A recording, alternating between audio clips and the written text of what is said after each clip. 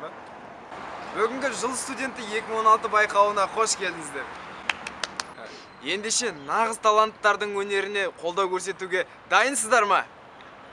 Олай болса, бүгінгі жыл студенті 2016 байқауына қатысушыларға не тілейміз? Ендеше бүгінгі сайыста бақ сынайтын біздің топтың үміткерін бірі білсе, бірі білмесі анық. Ал мен білемін. Ал сіздер ше? Ол біздің топта ұйымдастырушы, лидер. Топ ішіндегі аты Монитор. Өте позитивті, өзі әдемі қыз. Сонымен бұл кім болды? Ендеше біздің топтың студенті Батырова Айынгүлді қарсы алыңыздар. Hey, papaya, papaya.